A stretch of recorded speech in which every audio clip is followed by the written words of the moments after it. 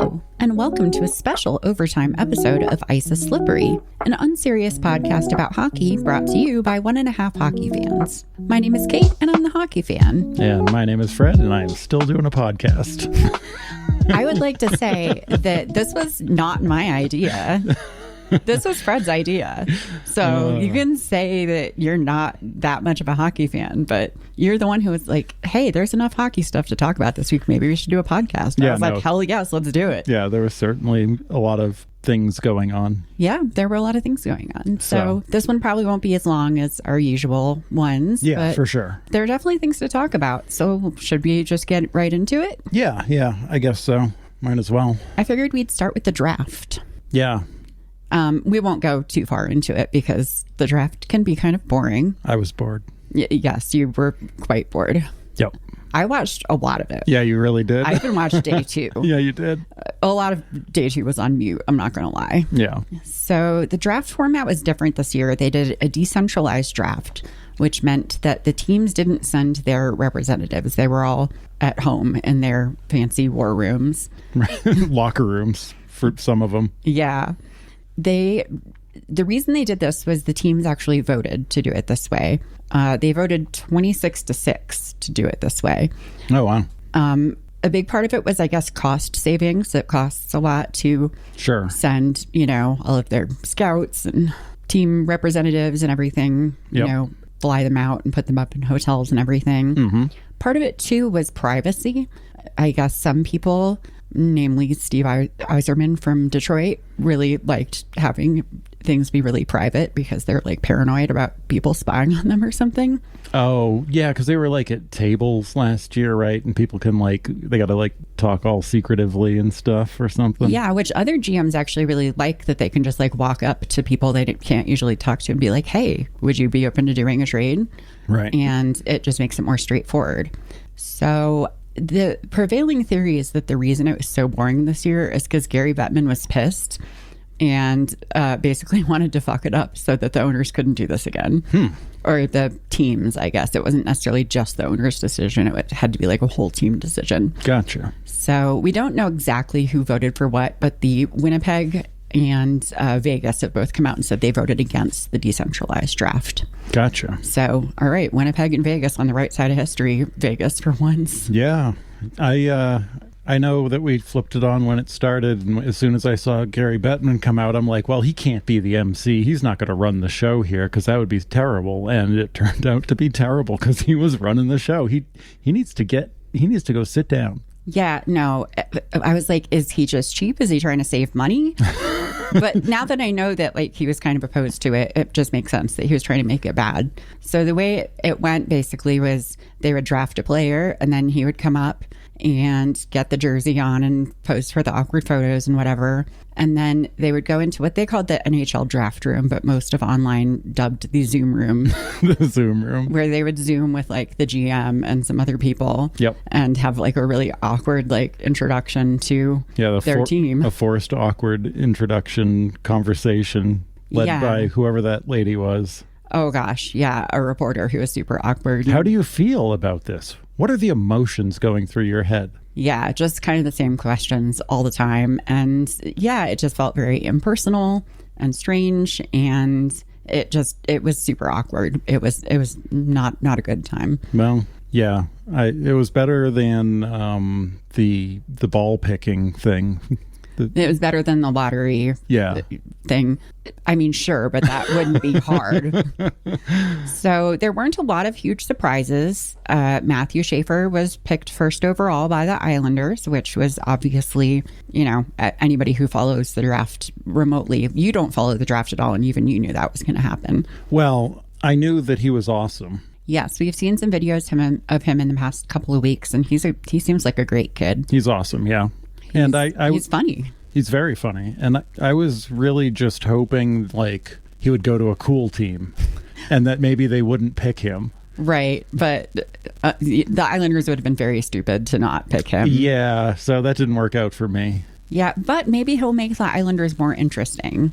I mean, We've seen clips of him playing. He looks really cool. And they've shuffled a bunch of people around or something. They have shuffled some people around, which I think we'll talk about a little bit later. So, and I will say they did a really nice gesture, which was when he had his jersey that they presented him on the stage, they had a breast cancer awareness ribbon and they stitched his mom's initials on it. His mom passed away from breast cancer in February of 2024. He got very emotional about it. Yeah. That would have been a nice moment had they just left it alone. Oh, God, no. Unfortunately, ESPN televised it, and there were a bunch of ghouls and just kept So, young man, tell us about your dead mom. Yeah, just kept talking about it and bringing him back to talk about it some more. And, he had managed to compose himself later on, but obviously it was a huge emotional moment. He was very choked up. And I thought that was a really sweet gesture, honestly. Yeah, it was. From the team. And, even though it made him very emotional, it was coming out of a very good place. Yeah. But when ESPN is like, let's talk more about this incessantly for the rest of the draft and keep coming back to it, it was just so gross. Yeah, no, it was like they had nothing else. Well, I mean, those talking heads generally get their one or two things written down and they're like, dead mom. Okay, keep going to the dead mom thing. Let's get them to cry again. I mean, it was like Mark Scheifele with the Winnipeg Jets when his dad passed away before, a game in the playoffs. But this is like an actual child. He's still 17 years old. Yeah. It's really not. It's not cool. No, it wasn't the best. They could have, they could have left it alone. They could have and they should have, but they didn't because they are who they are. Yep. And this is why ESPN is the worst. It's part of a long list of reasons that we won't get into because then this would be a long episode. I know. So there were some other interesting things that happened in the draft. No, there weren't. Okay, I'm grading on a curve. You can just try to go with me here. Okay, sure.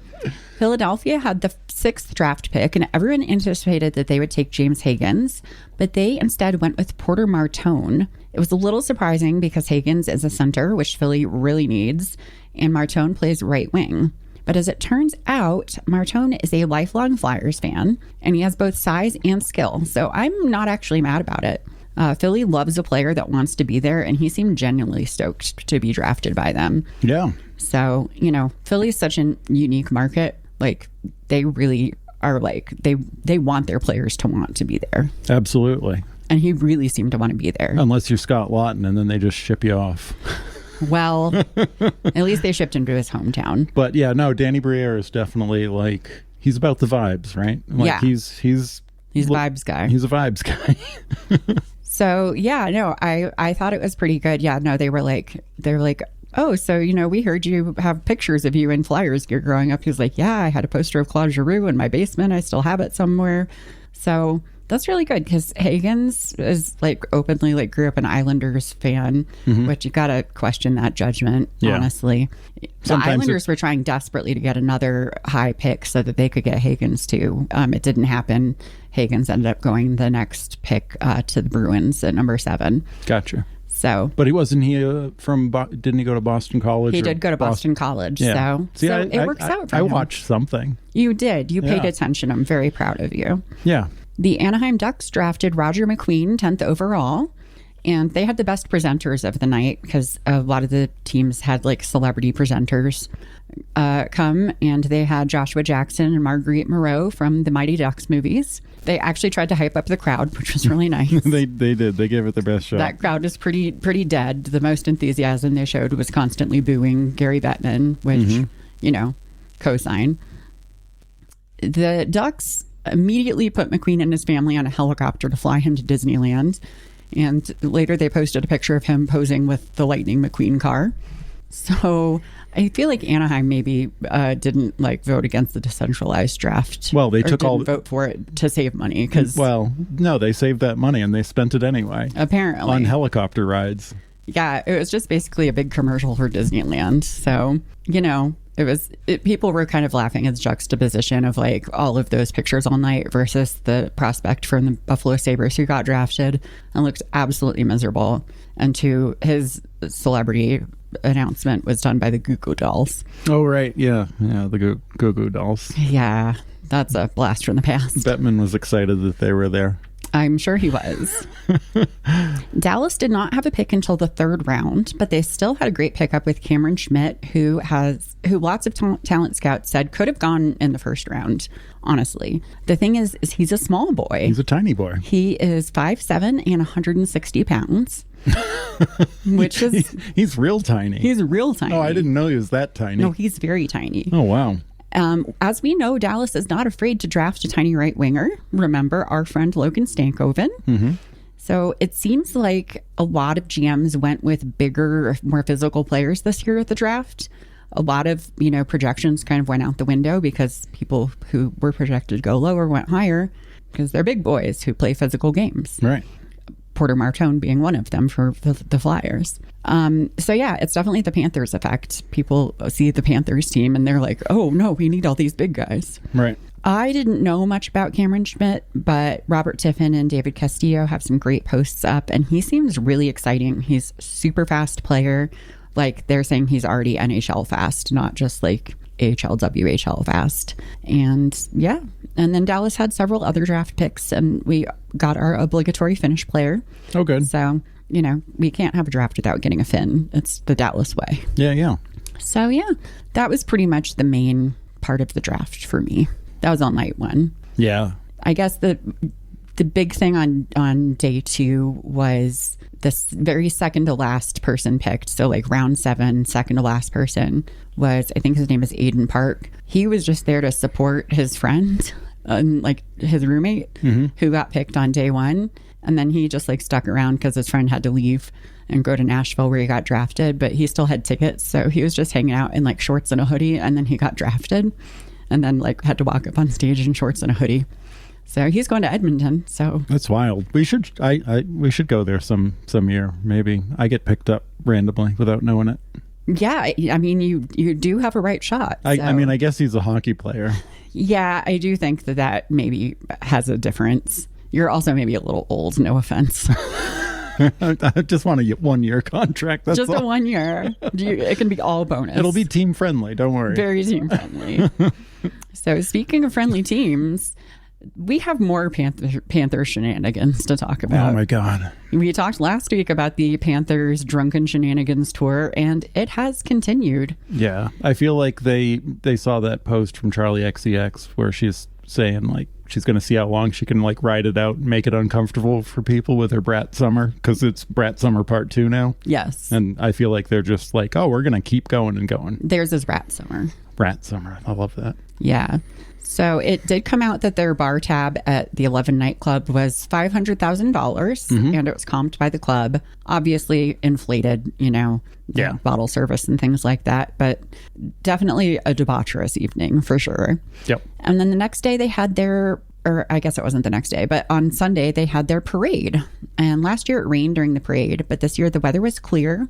And the parade drew approximately 400,000 spectators to the parade route, which was along A1A. Beachfront Avenue. Yes, that is correct, Vanilla Ice. Vanilla Fred. The team traveled down the route on double-decker buses with the Stanley Cup, so they're kind of up on the top level so they can kind of see everything. Everybody can see them. Bobrovsky, Reinhart, and Tkachuk jumped off the bus at one point to go for a little dip in the ocean, although they did leave the cup behind this year. So see, sometimes they listen to the rules. Yep, sure. Brad Marchand wore a crown that said Rat King and had a little plastic rat on it and signed a bazillion autographs. And then he carried the cup down the route for a while and let people in the crowd touch it. The players were shooting water from super soakers, and it turned out that they were filled with melted down ice from the arena, which was a pretty nice touch. Although they eventually ran out of that and then were just shooting beer out of the super soakers. Gross. Very on brand, though. Yep. Which gross is their brand. So, yeah. Matthew Tkachuk spotted Cesar Lucero, a.k.a. Big C's, who's a longtime Panthers fan with osteogenesis imperfecta in the crowd. And he jumped down to get the police to open up the barrier so he could get his wheelchair through and join the parade party. So Matthew Tkachuk, terrible and wonderful. Yeah, no, awesome dude. We've seen that guy before too, I think, during the regular season. Yeah, no, he's like, I think he has like a podcast about the Panthers. And he's like a huge longtime Panthers fan. And so, and like Matthew was checking on him throughout the parade. Yep. They did pour like champagne on him, I think, from the cup, and there were concerns that he might die.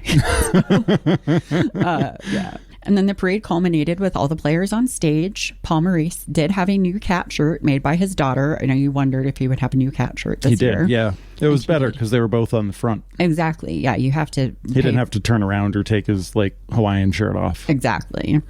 Barkov was leading the crowd in a call and response chant, saying Bobby in different ways, which was really cute.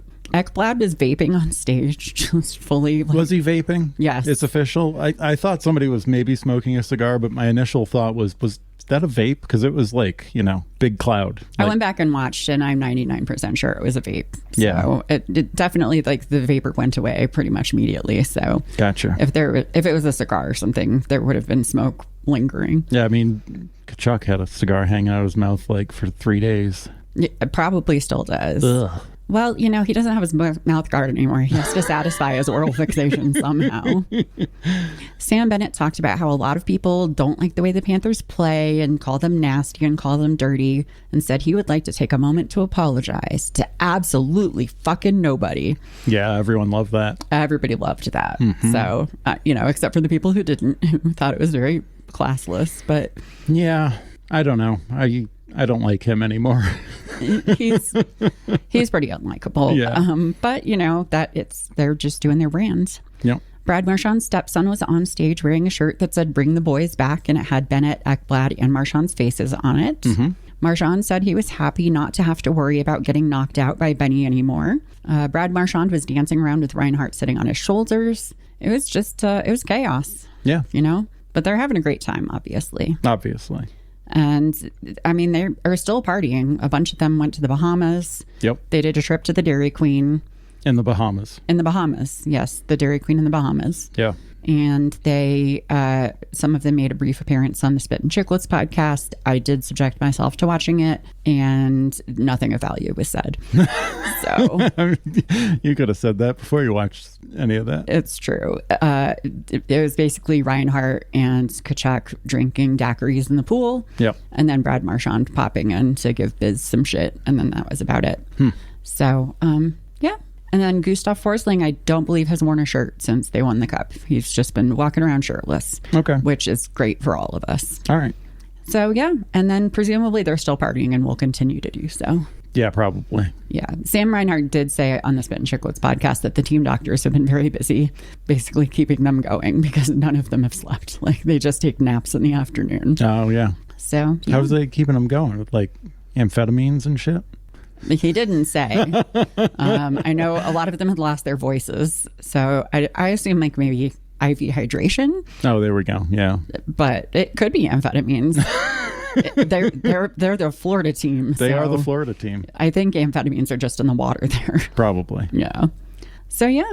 The biggest things that have been going on, though, in the last couple of weeks, or the last week. I know. It feels like we've been away from this for weeks. Doesn't it? I know. It's like there's no hockey, but there's so much going on. Yep. So, what's going on is trades and signings. And free agency hasn't even started yet. That starts in a couple of days on July 1st. Oh, my God. Oh, my God.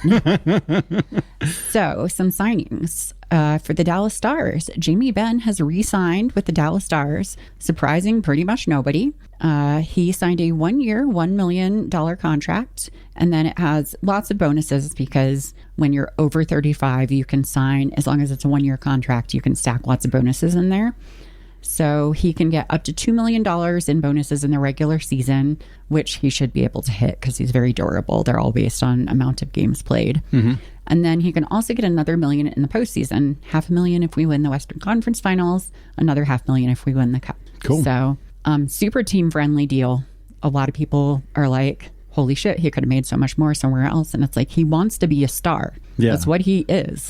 He is the Dallas Stars. That was never a question. Yeah, no. Somebody online was like, he could get $8 million somewhere else. And I'm like, listen, I love Jamie Benn, but let's not get crazy here. No. Yeah. Yeah. Well, I'm glad everybody's happy about that, I'm sure. Keeping him around another year. Yes, there are definitely not people who think he's washed and are super mad about it. I did say to you when you texted me that would be exciting for the Victory Plus production crew because they'll get to show their graphic finally when he actually hits 400 goals. You did say that. And then the Stars social media admin posted on the whole site known as Twitter that they were low-key excited about getting to use their 400 goal graphic next year again. So they've already used it 2 times. They have. One of these times it's going to stick. Yep. So hopefully he does it in his first game of the season and gets it out of the way. Sam Bennett did re-sign with the Panthers for 8 years at $8 million AAV. He's one that definitely could have gotten more in free agency. I could have seen him getting like $11 million a year somewhere else. Oh, yeah, for sure. But he made the point that he really likes his role in Florida. You know, he was playing other teams before that where I think it was in Calgary. He was like routinely getting benched. So he likes the team. He likes the culture. And obviously they're a winning group. So I'm really not surprised he made that deal to stick around. Like the vibes. They're a vibes group. Like, yeah. I mean, I don't know. 64 million. I'd be like, sure. I would. Yeah, it's like, okay, I can get an extra, like, yeah, an extra 9 million sounds great, but like 64 million's a lot. And if I like my job and I like the vibes, I'm probably fine staying where I am. Moving sucks. I don't care how rich you are. No, yeah. I fucking hate moving. No, you got to change your license. You got to like change your health care. Well, they don't have to change, but anyway. Yeah, it's still a lot. It's still a lot.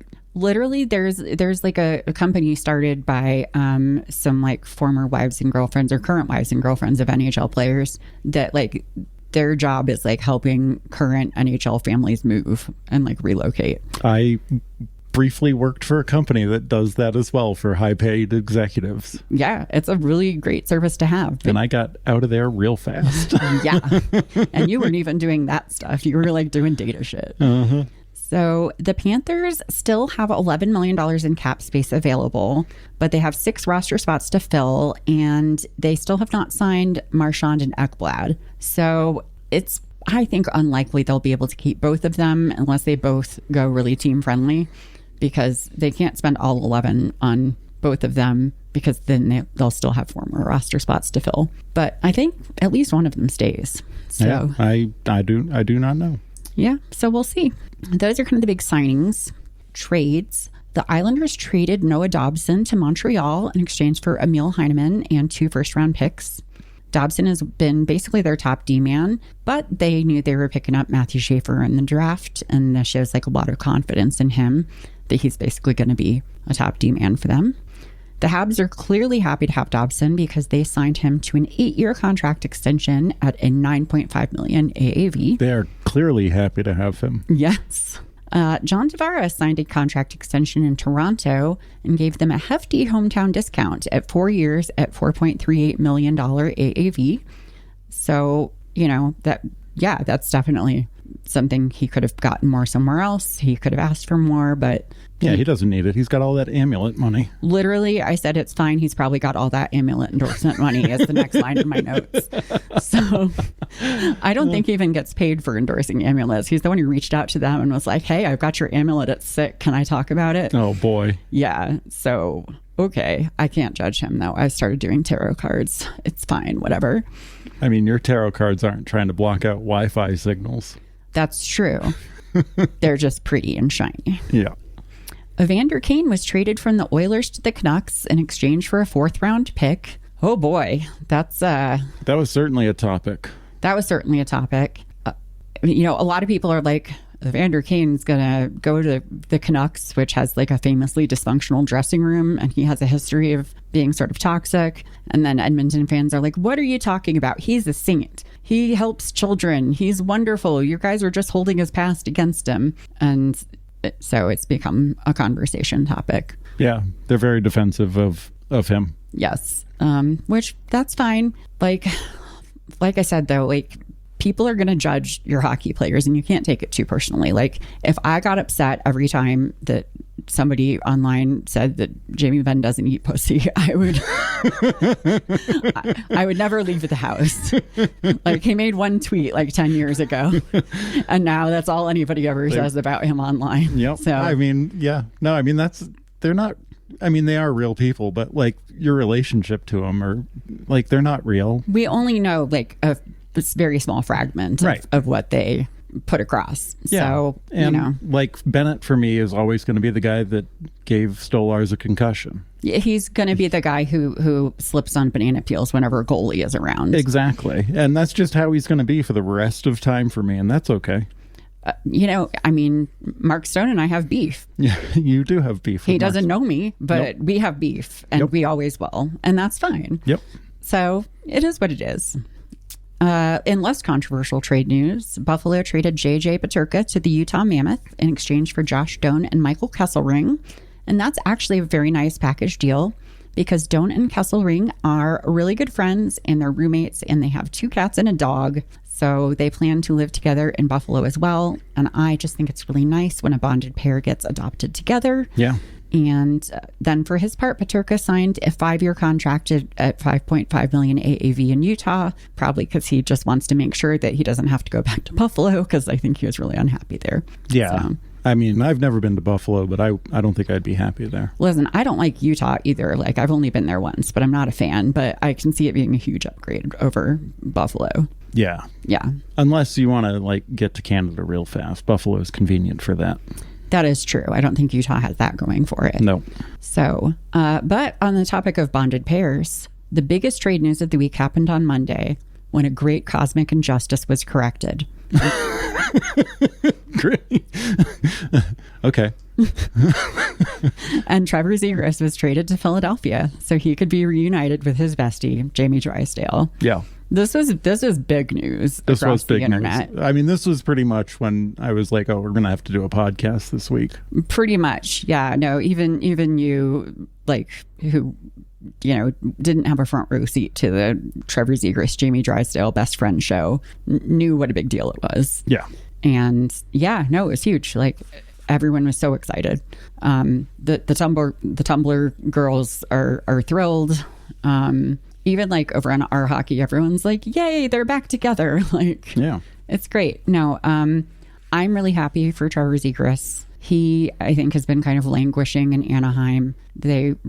We've talked in the past about how Anaheim really fucked up Jamie's development. And I think they did the same thing with Trevor. The last couple of years, he's been playing wing, but he's a natural center. Philly needs centers. They've already said they're going to try him at center and see what he can do there. Yeah, they traded Paling for him, right? They did. They traded Ryan Paling and I think a couple of draft picks for him. And I don't know. I think it's exciting. Zegras has already been in Philly. Like, he flew in for the draft. Like, they did like a draft watch party there, I think. And he's been there. He's doing photo shoots with Gritty already. Yeah. He's meeting people, greeting people, and he seems genuinely happy to be there. Yeah, he does. He's well spoken about it too. Yeah, he did a press conference, I think a day or two after the signing, and seemed really happy to be there and really optimistic about it. And I think it's kind of a relief. And also on his Instagram story, he posted a picture of him and Jamie Drysdale in a gondola. Not like a boat gondola, but like a ski lift type gondola, looking so cozy together. You and I have been together over 20 years, and I don't think we have a picture where we look that cozy and romantic. No, for sure. Yeah. And I don't know who took that photo. Like, that was somebody like in the seat in front of them turned around and took it up. Like, it was probably one of their teammates. Yeah. Like, honestly. But yeah, they're definitely snuggled up. They're very snuggled up. They were getting hot cocoa when they got down. I don't even think it was snowing. I think it was like, it didn't look like snowy outside. It wasn't a winter one? No. Oh, they were just going up in the summertime? I think so. That's fun too. Yeah, it was fun. I don't know. I'm just really happy. Trevor even said in, I think, the press conference, he was like, Jamie doesn't show a lot of emotion, but he's really happy. So I'm just really happy for those little weirdos. Yeah. They just get back to doing everything together. Well, it makes this season a little more interesting post Torts. Yeah. Oh my God. Least. People online are like, can you imagine if Torts was still there and Zegras was there and him and Michigans just doing Michigans, nonstop Michigans. Like, I feel like maybe he can help Michigans break through on his Michigan attempts. Yeah. Maybe I'm just seeing both of them like opening the season with Michigan goals. That'd be funny if they unlock it somehow and just that's all they do all season. It'd be great. Yeah. Just Michigan after Michigan. Yep. So they have a Michigan contest. Yes. Yeah. A running Michigan contest. Who can get the most Michigans? Torts is just sitting on his couch going, damn it. Yeah. So I don't know. I'm happy for it. And I think it's a smart move by Danny Briere. Trevor Zegras has a lot of upside. He hasn't performed, I think, up to his capabilities the last couple of years. But again, I think that was development and injuries kind of holding him back. And I think with the right sort of guidance, he could really come back and bounce back and be pretty dangerous. So yeah, he'll have a better shade of orange to wear. Yes. Yeah. It's still an orange, but this will be kind of a brighter orange. Right. So. Yep. Yeah. So that's really all I have. That's it? That's cool. There's not like a ton going on. Yeah. But there was enough going on that I just thought, you guys should hear our dulcet tones. And also it felt really weird not doing a podcast. No, I know. We're addicted to this now, apparently. Yeah. We just got a podcast all the time. Yep. So that's going to be the under regulation for this week's overtime episode of Ice is Slippery. You can find us on Tumblr, Blue Sky, TikTok, and Instagram at Ice is Slippery Pod. You can also email us at iceisslipperypod@gmail.com. We would love to get suggestions for more off-season content. Until next time, stay out of the penalty box.